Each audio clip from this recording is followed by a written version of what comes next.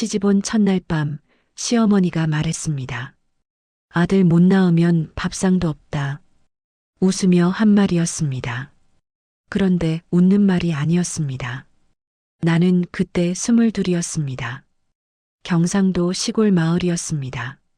마을 전체가 산으로 둘러싸여 있었습니다.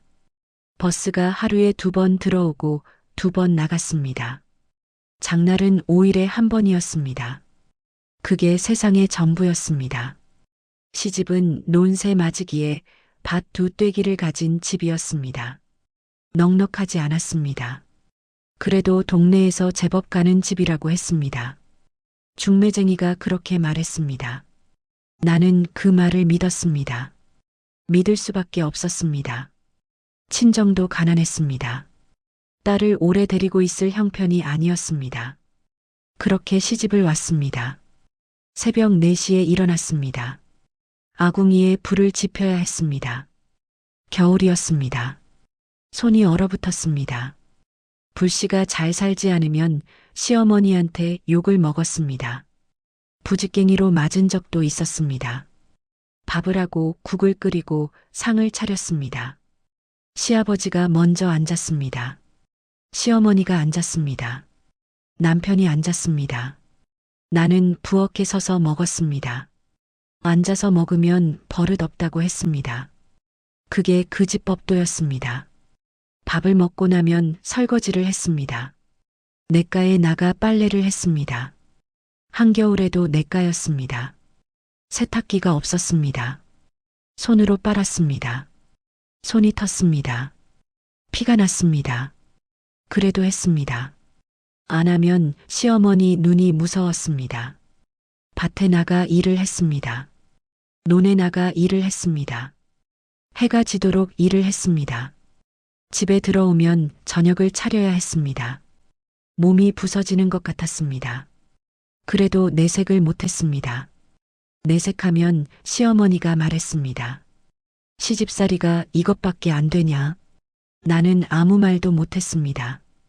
그렇게 첫 해가 지났습니다. 이듬해 봄에 첫째를 낳았습니다. 딸이었습니다. 분만하고 누워있는데 시어머니가 방문을 열더니 말했습니다. 딸이가. 그리고 문을 닫고 나갔습니다. 남편은 아무 말도 하지 않았습니다. 나는 갓 낳은 아이를 안고 울었습니다. 소리도 못 냈습니다. 이불 속에 얼굴을 묻고 울었습니다. 아이한테 미안했습니다. 내가 딸로 태어난 게 미안했습니다. 그게 첫 번째였습니다. 둘째도 딸이었습니다. 셋째도 딸이었습니다. 셋째를 낳던 날 시아버지가 마당에서 말했습니다. 저 며느리는 시도 못 받으려니다. 동네 사람들이 다 들었습니다. 나는 방 안에서 그 말을 들었습니다. 갓 낳은 아이를 가슴에 안은 채로 들었습니다. 아이는 울고 있었습니다. 나도 울었습니다. 시아버지 말이 틀린 게 아니었습니다. 그 시절엔 그게 맞는 말이었습니다. 아들을 못 낳으면 며느리 자격이 없었습니다. 그게 세상이었습니다. 밥상이 달라졌습니다. 전에도 넉넉하지 않았는데 더 달라졌습니다. 시아버지 상엔 고기가 올랐습니다. 시어머니 상엔 생선이 올랐습니다. 내 상엔 된장찌개뿐이었습니다. 아이들도 마찬가지였습니다. 딸이라서 그랬습니다. 배가 고팠습니다. 아이들도 배가 고팠습니다. 첫째가 4살 때였습니다. 부뚜막에 올라가 솥뚜껑을 열었습니다. 시어머니한테 빗자루로 맞았습니다. 아이가 울었습니다. 나는 아이를 안고 부엌 구석에 쭈그려 앉았습니다. 아이 입에 손가락을 넣었습니다. 쉿, 울지 마. 아이가 손가락을 빨았습니다. 배가 고파서 그랬습니다. 그 손가락이 지금도 생각납니다. 남편은 농사를 지었습니다. 말이 없었습니다. 시부모 말이라면 고개를 숙였습니다. 내 편인 적이 없었습니다. 내 편이 되어줄 생각도 없어 보였습니다. 한 번은 시어머니가 나를 밀쳤습니다. 부엌에서 넘어졌습니다. 남편이 봤습니다. 그냥 돌아섰습니다. 그날 밤 나는 아무 말도 하지 않았습니다. 말해봤자 달라지는 게 없었습니다. 그냥 살았습니다. 그렇게 사는 게 그 시절 며느리였습니다. 그렇게 7년이 지났습니다. 넷째가 생겼습니다. 배가 불러올수록 시어머니 눈이 달라졌습니다. 이번엔 아들이어야 한다고 했습니다. 점쟁이한테 다녀왔다고 했습니다. 아들이 맞다고 했다고 했습니다. 나도 아들이길 바랬습니다. 솔직히 아들이길 바랬습니다. 아들이어야 내가 살 것 같았습니다. 그런데 낳고 보니 쌍둥이였습니다. 산파 아주머니가 말했습니다. 둘이요. 나는 기력이 없었습니다. 출산이 힘들었습니다. 정신이 오락가락했습니다. 아들이에요, 딸이에요. 산파가 말했습니다. 하나는 아들, 하나는 딸. 나는 그 말을 들으며 눈을 감았습니다. 아들이 있었습니다. 이제 살 수 있겠다 싶었습니다. 그리고 정신을 잃었습니다. 눈을 떴을 때 방 안에 시어머니가 있었습니다. 아들은요? 시어머니가 말했습니다. 잘 있다. 딸은요? 시어머니가 잠깐 말이 없었습니다. 그리고 말했습니다. 죽었다. 나는 시어머니를 봤습니다. 죽었다고요. 태어나자마자 숨이 넘어갔다. 약한 아이였다. 시어머니가 말했습니다. 나는 아무 말도 못했습니다. 울 기력도 없었습니다. 그냥 천장을 봤습니다. 하나는 살고 하나는 죽었습니다. 그게 하늘의 뜻인가 싶었습니다. 그렇게 믿었습니다. 그게 전부였습니다. 그게 진실인 줄 알았습니다. 40년이 지나도록 그 뒤로 집안이 달라졌습니다. 아들이 생겼으니까 시어머니 얼굴이 달라졌습니다. 밥상이 달라졌습니다. 내 밥그릇에 고기가 처음으로 올랐습니다. 국물이 아니라 건더기였습니다.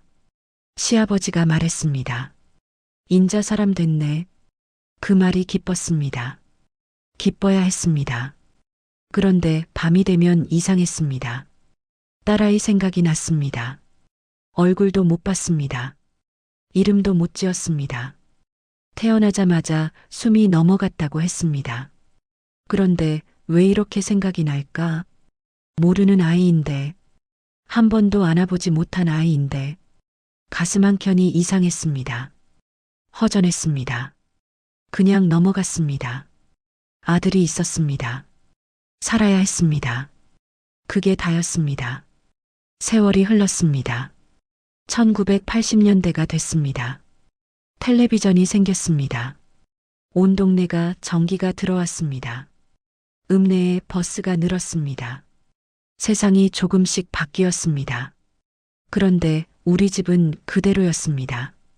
딸 셋에 아들 하나. 딸들은 여전히 찬밥이었습니다. 첫째 순이가 중학교를 마쳤습니다. 고등학교는 어떻게 할 거냐고 물었습니다. 시아버지가 말했습니다. 딸은 글자나 알면 됐지 무슨 공부. 나는 아무 말도 못했습니다. 남편도 아무 말도 안 했습니다. 순이는 울지 않았습니다. 고개를 숙이고 방으로 들어갔습니다. 그날 밤 나는 순이 방에 들어갔습니다. 아이가 이불을 뒤집어 쓰고 있었습니다. 숨죽여 울고 있었습니다. 나는 아무 말도 못했습니다. 순이 등을 쓰다듬었습니다. 미안하다는 말이 목구멍까지 올라왔습니다. 그런데 나오지 않았습니다. 내가 미안하다고 해봤자 달라지는 게 없었습니다. 그냥 등을 쓰다듬었습니다. 한참을 그렇게 있었습니다. 둘째 영희도 마찬가지였습니다. 셋째 말순이도 마찬가지였습니다. 딸들은 고등학교만 마치고 읍내 공장으로 갔습니다. 버스 타고 다녔습니다. 새벽에 나가 저녁 늦게 들어왔습니다. 월급을 탔습니다. 그 돈이 집으로 들어왔습니다. 시아버지가 받았습니다. 딸들한테 용돈을 조금 줬습니다. 나머지는 아들 학비였습니다. 아들 재호는 읍내 중학교를 다녔습니다. 참고서를 샀습니다. 과외를 받았습니다. 딸들이 번 돈으로. 딸들은 아무 말도 하지 않았습니다. 그게 당연한 세상이었습니다. 딸들도 그렇게 알았습니다. 나는 그게 미웠습니다. 딸들이 그걸 당연하게 아는 게. 그런데 나도 막지 못했습니다. 막을 수가 없었습니다. 그게 그 집 법도였습니다. 그게 그 시절이었습니다. 영희가 죽은 건 봄이었습니다. 23살이었습니다. 공장 버스를 타고 퇴근하다가 사고가 났습니다. 면회 전화가 왔을 때 나는 밭에 있었습니다. 뛰었습니다. 버스도 없었습니다. 걸었습니다. 읍내 병원까지 2시간을 걸었습니다. 도착했을 때 영희는 이미 없었습니다. 하얀 천이 덮여 있었습니다. 나는 그 천을 걷었습니다. 영희 얼굴이 있었습니다. 눈을 감고 있었습니다. 자는 것 같았습니다. 나는 영희 손을 잡았습니다. 차가웠습니다. 엄마. 소리가 나오지 않았습니다. 엄마가 왔다. 그 말만 속으로 했습니다. 늦게 왔다. 미안하다. 영희는 대답이 없었습니다. 장례를 치렀습니다. 시아버지가 말했습니다. 딸이니까 크게 할 것 없다. 나는 그 말을 듣고도 아무 말을 못했습니다. 영희 무덤은 뒷산 양지 바른 곳에 생겼습니다. 작은 봉분이었습니다. 나는 그날 이후 매일 뒷산에 올랐습니다. 아무도 모르게 올랐습니다. 영희야. 그냥 그 이름을 불렀습니다. 대답은 없었습니다. 그래도 불렀습니다. 그게 내가 할 수 있는 전부였습니다. 영희가 죽고 나서 순이와 말순이가 더 악착같이 일했습니다. 언니가 죽었는데도 울 시간이 없었습니다. 공장을 나가야 했습니다. 재호대학 등록금이 있었습니다. 재호는 그의 서울대학에 붙었습니다. 시아버지가 잔치상을 차렸습니다. 온 동네를 불렀습니다. 우리 아들이 서울대학을 갔다고. 동네 사람들이 왔습니다. 막걸리를 마셨습니다. 나는 부엌에서 음식을 날랐습니다. 웃었습니다. 웃어야 했습니다. 그런데 부엌에서 혼자 있을 때는 울었습니다. 영희 생각이 났습니다. 영희가 번 돈이 재호를 서울로 보냈습니다. 영희는 뒷산에 있었습니다. 재호는 서울로 갔습니다. 그게 너무 억울했습니다. 누가 억울하다고 해주지 않아서 더 억울했습니다. 재호가 서울로 떠나던 날이었습니다.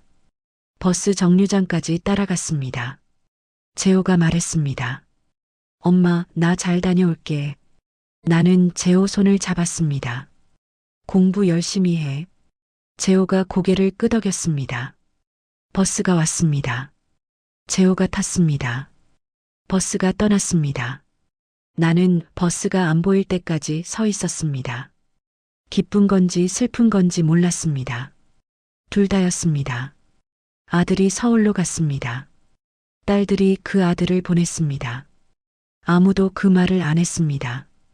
그냥 당연한 일이었습니다. 그 시절엔 다 그랬습니다.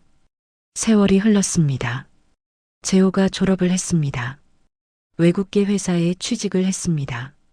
시아버지가 기뻐했습니다. 내가 키운 아들이다 라고 했습니다. 딸들이 키운 아들이었습니다. 그 말은 아무도 안 했습니다. 순이가 결혼을 했습니다. 말순이가 결혼을 했습니다. 둘 다 멀리 갔습니다. 명절 때나 왔습니다. 집이 조용해졌습니다. 시아버지가 먼저 쓰러졌습니다. 중풍이었습니다. 3년을 앓다가 갔습니다. 내가 수발을 들었습니다. 기저귀를 갈았습니다. 밥을 먹였습니다. 욕을 먹기도 했습니다. 정신이 왔다 갔다 하면서 나한테 욕을 했습니다. 그래도 했습니다. 그게 며느리 도리라고 생각했습니다.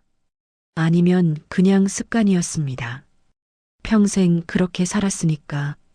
시아버지가 가고 나서 시어머니가 급격히 약해졌습니다. 치매가 왔습니다. 나를 알아보지 못할 때가 많았습니다. 그런데 이상하게 나한테는 순했습니다. 평생 나를 들볶던 사람이 기억이 흐려지니까 순해졌습니다. 밥 먹이면 고맙다고 했습니다. 나는 그 고맙다는 말을 듣고 이상했습니다. 평생 한 번도 못 들은 말이었습니다. 치매가 오고 나서야 들었습니다. 시어머니도 갔습니다. 가기 전날 밤 잠깐 정신이 들었습니다. 나를 불렀습니다. 나는 시어머니 곁에 앉았습니다. 시어머니가 내 손을 잡았습니다. 뭔가 말을 하려고 했습니다. 입이 잘 움직이지 않았습니다. 그냥 내 손을 쥐었습니다. 나는 시어머니 손을 마주 쥐었습니다. 무슨 말을 하려고 했는지 지금도 모릅니다. 그냥 갔습니다. 집이 텅 비었습니다. 남편하고 나 둘만 남았습니다. 세상이 바뀌어 있었습니다. 마을에 도로가 생겼습니다. 버스가 늘었습니다. 읍내에 마트가 생겼습니다. 냉장고가 생겼습니다. 세탁기가 생겼습니다. 전에는 꿈도 못 꾸던 것들이 당연해졌습니다. 세상은 풍족해졌습니다. 그런데 나는 여전히 그 자리였습니다. 가끔 뒷산에 올랐습니다. 영희 봉분 앞에 앉았습니다. 영희야. 그리고 가끔, 아주 가끔, 다른 이름이 떠올랐습니다. 이름도 없는 아이, 얼굴도 모르는 아이, 태어나자마자 죽었다는 아이. 그 아이 생각이 났습니다. 왜 나는 그 아이가 이렇게 생각날까? 모르는 아이인데 그냥 묻었습니다. 그냥 살았습니다. 그게 다였습니다. 재호한테서 전화가 왔습니다. 엄마, 나 여자친구 생겼어. 나는 웃었습니다. 어떤 애냐? 재호가 말했습니다. 좋은 애야. 회사 동료야. 나중에 데려올게. 나는 좋다고 했습니다. 전화를 끊고 나서 남편을 봤습니다. 남편이 텔레비전을 보고 있었습니다. 재호 여자친구 생겼다네. 남편이 고개를 끄덕였습니다. 그래. 그게 다였습니다. 남편은 평생 말이 없었습니다. 내 편도 아니었고 내 원수도 아니었습니다. 그냥 거기 있었습니다. 가끔 그게 더 외로웠습니다. 그날 밤 나는 오래 잠을 못 잤습니다. 재호가 장가를 가면 이 집에 며느리가 들어옵니다. 며느리. 그 말이 이상했습니다. 내가 며느리였습니다. 그 세월이 다 지나갔습니다. 이제 내가 시어머니가 됩니다. 나는 그 며느리한테 잘 해줘야겠다고 생각했습니다. 밥상을 나눠 앉히겠다고 생각했습니다. 부뚜막에 세우지 않겠다고 생각했습니다. 내가 당한 걸 물려주지 않겠다고 생각했습니다. 그게 내가 살아오면서 한 가지 다짐이었습니다. 창밖에 별이 보였습니다. 산이 까맣게 있었습니다. 뒷산 어딘가에 영희가 있었습니다. 잘 자거라, 영희야. 눈을 감았습니다. 재호가 처음 서울로 올라가던 날이 생각났습니다. 버스 정류장에서 손을 흔들던 아이. 그 아이가 이제 장가를 갑니다. 세월이 그렇게 갔습니다. 딸들이 공장에서 번 돈으로 서울을 간 아이가 이제 외국계 회사에 다닙니다. 번듯한 양복을 입고 다닙니다. 명절 때 내려오면 차를 몰고 옵니다. 예전엔 버스를 타고 왔는데 세상이 그렇게 바뀌었습니다. 마을 앞 흙길이 아스팔트가 됐습니다. 전봇대가 늘었습니다. 집집마다 텔레비전이 생겼습니다. 냉장고가 생겼습니다. 우리 집에도 세탁기가 들어왔습니다. 처음 돌아가는 걸 보면서 멍하니 서 있었습니다. 이걸로 빨래를 한다고 냇가에서 손이 터지도록 빨던 시절이 생각났습니다. 그때는 그게 전부인 줄 알았습니다. 세상이 이렇게 바뀔 줄 몰랐습니다. 나는 그 세탁기 앞에 서서 한참 있었습니다. 웃어야 할지 울어야 할지 몰랐습니다. 빨리 이게 생겼으면 좋았을걸. 그 생각을 했습니다. 그때 내 손이 그렇게 안 텄을 텐데. 그때 순이가, 영희가, 말순이가 그렇게 고생 안 했을 텐데. 그런데 세상은 언제나 지나고 나서야 좋아졌습니다. 겪을 때는 몰랐습니다. 그게 인생이었습니다. 재호가 여자친구를 데리고 온 건 가을이었습니다. 추석이 지나고 얼마 안 됐을 때였습니다. 전화가 왔습니다. 엄마, 이번 주말에 내려가도 돼? 그래, 와라. 여자친구도 같이 가도 돼? 나는 잠깐 멈췄습니다. 그래, 같이 와라. 전화를 끊고 방을 쓸었습니다. 이불을 털었습니다. 장날에 나가 고기를 샀습니다. 전을 부쳤습니다. 갈비찜을 했습니다. 남편이 물었습니다. 무슨 잔치야? 재호가 여자친구 데려온다고 남편이 말했습니다. 그래, 그게 다였습니다. 토요일 오후였습니다. 재호 차가 마당에 들어섰습니다. 재호가 먼저 내렸습니다. 그리고 조수석 문이 열렸습니다. 여자가 내렸습니다. 키가 컸습니다. 머리가 짧았습니다. 눈이 컸습니다. 나를 보더니 고개를 숙였습니다. 어머니, 안녕하세요. 저 수진이에요. 한국말이 조금 어색했습니다. 나는 그때는 그냥 넘겼습니다. 서울 사람이라 그런가 싶었습니다. 어서 와라, 들어와. 상을 차렸습니다. 수진이가 음식을 보더니 말했습니다. 어머니, 이거 다 직접 하셨어요? 그래, 별거 아니다. 수진이가 말했습니다.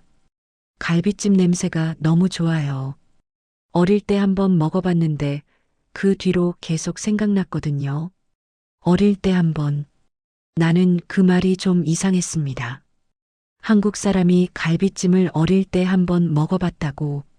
그런데 그냥 넘어갔습니다. 밥을 먹었습니다. 수진이가 잘 먹었습니다. 재호가 옆에서 흐뭇하게 봤습니다. 나는 그 모습이 좋았습니다. 밥 먹고 나서 재호가 자리를 비웠습니다. 수진이랑 나 둘이 남았습니다. 수진이가 설거지를 도왔습니다. 손이 빠르고 야무졌습니다. 어디서 자랐어? 수진이가 잠깐 말이 없었습니다. 그리고 말했습니다. 미국이요. 나는 수진이를 봤습니다. 미국? 네. 저 미국에서 자랐어요. 어머니, 드릴 말씀이 있어요. 수진이가 행주를 내려놓았습니다. 저 입양됐어요. 나는 그릇을 내려놓았습니다. 한국에서 태어났는데 미국으로 입양 갔어요. 어릴 때라 기억은 없어요. 미국 부모님이 좋은 분들이었는데 거기서 크면서 늘 한국이 그리웠어요. 그래서 한국에 왔어요. 나는 수진이를 봤습니다. 그런 사정이 있었구나. 수진이가 말했습니다. 그리고 있잖아요, 어머니. 저 사실 친부모님을 찾고 싶어요. 재호 씨가 도와주겠다고 해서요. 그래, 찾아봐야지.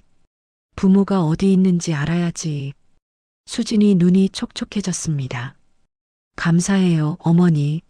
나는 수진이 어깨를 두드렸습니다. 잘 찾을 거야.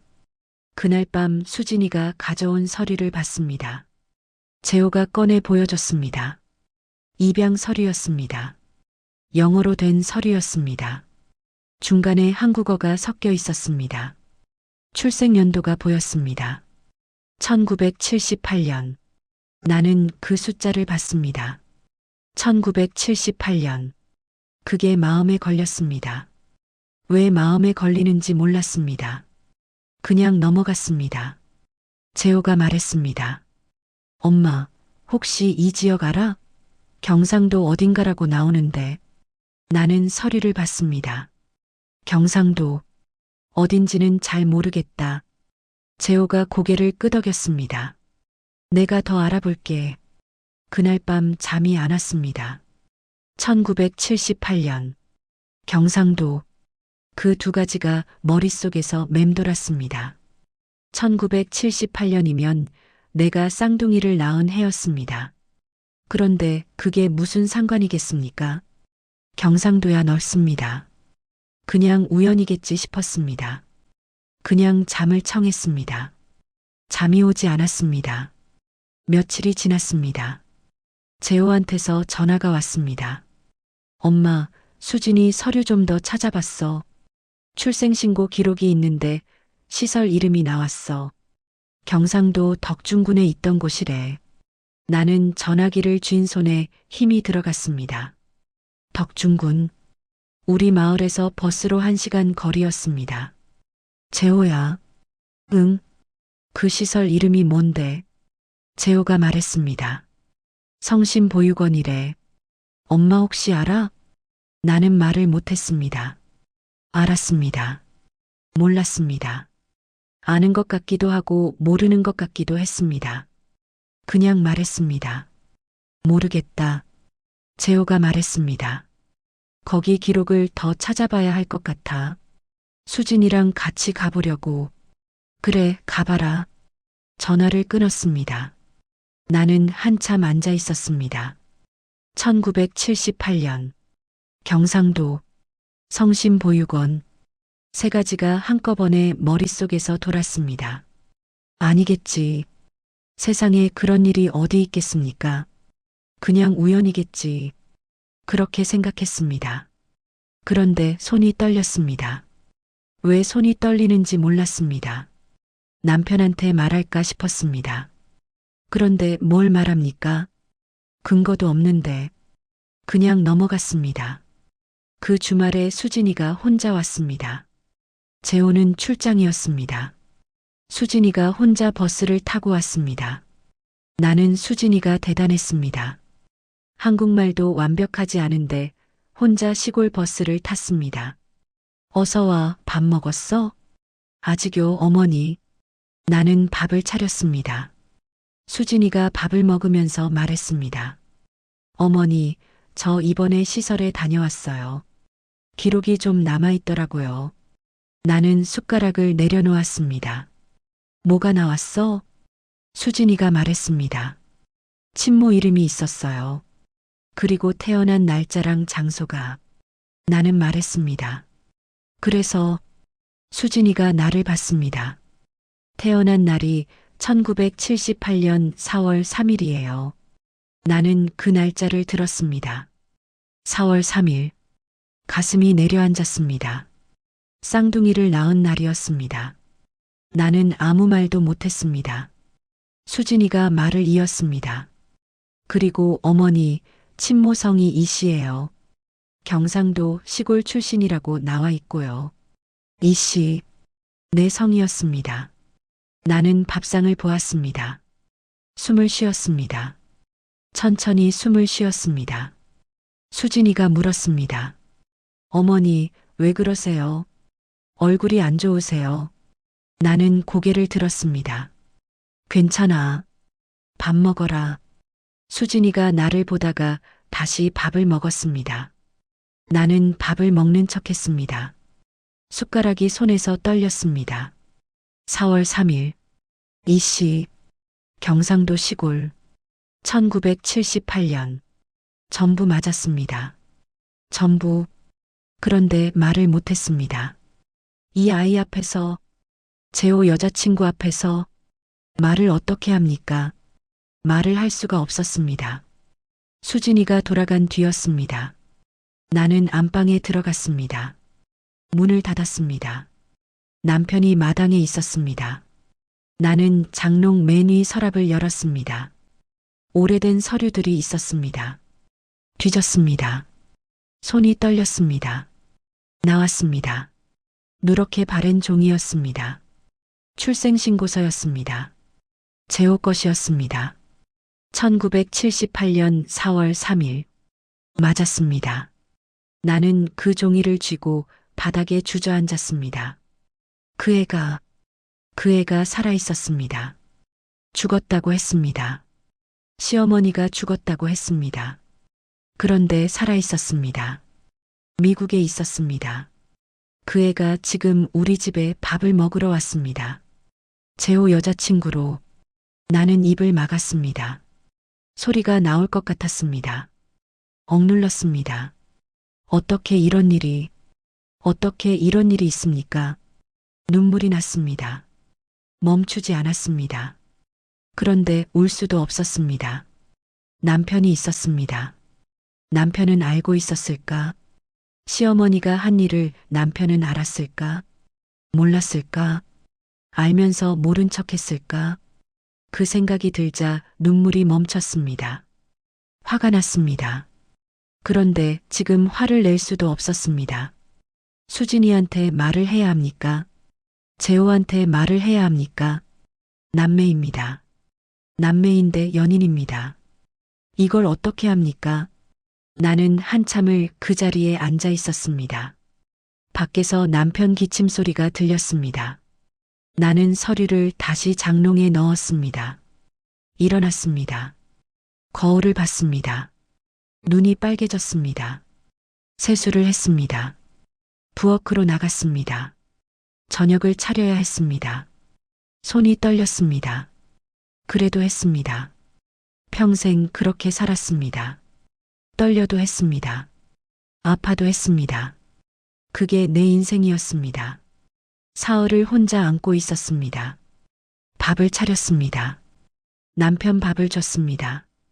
청소를 했습니다. 빨래를 했습니다. 평소와 다름없이 했습니다.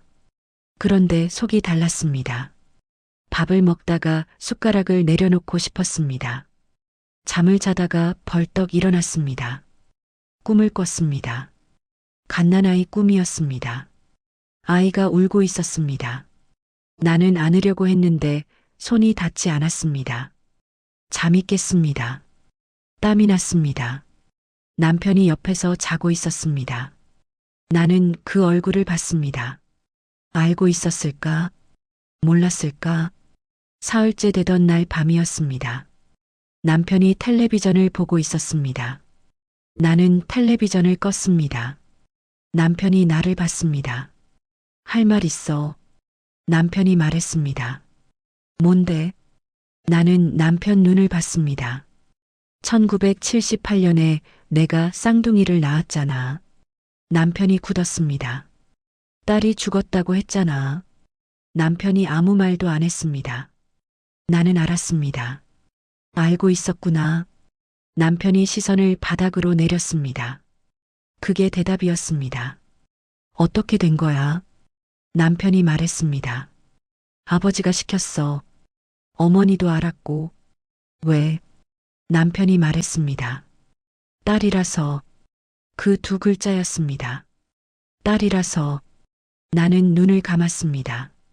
딸이라서 버렸습니다.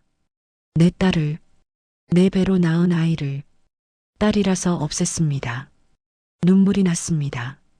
남편이 말했습니다. 미안해. 나는 아무 말도 하지 않았습니다. 그 미안하다는 말이 지금 무슨 소용입니까?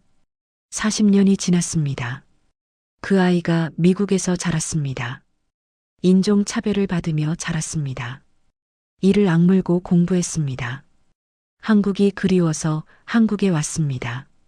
그리고 지금 우리 아들 여자친구가 됐습니다. 남매가 남매인 줄 모르고 다음 날 아침이었습니다. 순이한테 전화를 했습니다. 말순이한테도 전화를 했습니다. 재호한테도 전화를 했습니다. 이번 주말에 다 내려와라. 순이가 물었습니다. 왜 무슨 일이야? 내려오면 말해줄게. 그 주말에 셋이 다 왔습니다. 순이와 말순이는 오랜만에 나란히 앉았습니다. 재호는 수진이 없이 혼자 왔습니다. 나는 장롱에서 서류를 꺼냈습니다. 상위에 내려놓았습니다. 그리고 말했습니다. 너희한테 할 말이 있다. 다들 나를 봤습니다. 나는 처음부터 말했습니다. 1978년 쌍둥이를 낳은 것, 딸이 죽었다고 들은 것, 그런데 죽은 게 아니었다는 것, 수진이 서류에서 전부 맞아떨어진 것, 말하는 동안 방 안이 조용했습니다. 순이가 입을 막았습니다. 말순이 눈에서 눈물이 났습니다. 재호는 얼굴이 하얗게 됐습니다. 남편은 고개를 숙이고 있었습니다. 순이가 말했습니다. 아버지가 알고 있었어? 남편이 고개를 끄덕였습니다. 순이가 말했습니다. 어떻게 그럴 수가 있어? 목소리가 떨렸습니다. 할아버지가 어떻게 그런 짓을. 말순이가 울었습니다. 소리 없이 울었습니다. 나도 딸이잖아. 나한테도 그럴 수 있었던 거잖아. 그 말이 방안을 무겁게 눌렀습니다. 맞는 말이었습니다. 딸이라서 버린 거였습니다. 우리 딸들 누구한테든 그럴 수 있었습니다. 남편이 고개를 더 숙였습니다. 순이가 남편을 봤습니다. 아버지는 알고 있었어? 남편이 말했습니다. 미안하다. 순이가 말했습니다. 미안하다고요? 40년을 알고 있었으면서. 순이 목소리가 높아졌습니다. 그리고 울었습니다. 평생 강한 척 살던 순이가 울었습니다. 나는 그 모습을 봤습니다. 재호가 말했습니다. 그럼 수진이가. 그래. 재호가 눈을 감았습니다. 한참이 지났습니다. 아무도 말이 없었습니다. 재호가 눈을 떴습니다. 눈이 빨개져 있었습니다. 재호는 평생 우는 걸 본 적이 없었습니다. 그런데 울고 있었습니다. 수진이가 그걸 알면. 재호가 말을 잇지 못했습니다. 나는 재호를 봤습니다. 수진이가 한국에 온 이유가 뭔지 알아? 인종차별이 싫어서라고 했어. 한국이 그리워서라고 했어. 재호 목소리가 떨렸습니다. 근데 알고 보니 이런 사연이 있었던 거잖아. 그 아이가 얼마나 힘들었겠어. 방안이 다시 조용해졌습니다. 재호가 말했습니다. 내가 수진이한테 말할게. 나는 재호를 봤습니다. 괜찮겠어? 재호 눈에서 눈물이 흘렀습니다. 내가 해야지. 그날 저녁 다들 돌아갔습니다. 재호가 마지막으로 나갔습니다. 나는 재호를 안았습니다. 살면서 재호를 아는 게 몇 번이나 됩니까? 손가락으로 셀 수 있었습니다. 재호야, 미안하다. 재호가 내 등을 두드렸습니다. 엄마가 뭐가 미안해. 차가 떠났습니다. 마당이 조용해졌습니다. 나는 뒷산을 봤습니다. 올라갔습니다. 어두웠습니다. 익숙한 길이었습니다. 평생 오른 길이었습니다. 영희 봉분 앞에 앉았습니다. 영희야. 대답이 없었습니다. 바람만 지나갔습니다. 내 여동생이 살아있었다. 미국에 있었어. 한국이 그리워서 왔대. 영희야, 어떻게 이런 일이 있냐? 눈물이 났습니다. 별이 보였습니다. 그 별들이 40년 전에도 저기 있었겠지요.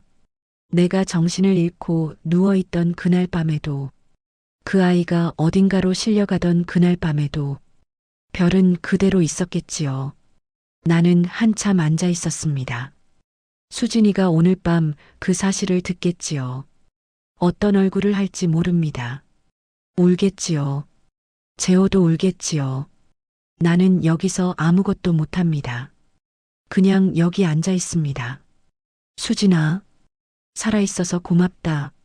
40년이 늦었지만, 그래도 내 어미니까 기다릴게. 내가 오고 싶을 때 오면 된다. 그게 다였습니다. 그게 내가 할 수 있는 전부였습니다. 별이 빛났습니다. 바람이 지나갔습니다. 영희 봉분 위로 바람이 지나갔습니다. 나는 눈을 감았습니다. 산에서 내려왔습니다. 집불이 켜져 있었습니다. 남편이 마루에 앉아 있었습니다. 나는 남편 옆에 앉지 않았습니다. 부엌으로 들어갔습니다. 물을 한 잔 마셨습니다. 평생 이 남자 옆에서 살았습니다. 내 편이 된 적이 없었습니다. 그런데 지금 원망할 힘도 없었습니다. 다 지난 일이었습니다. 시아버지도 갔습니다. 시어머니도 갔습니다. 원망해봤자 닿을 곳이 없었습니다. 그냥 살아야 했습니다. 앞으로도 그냥 살 겁니다.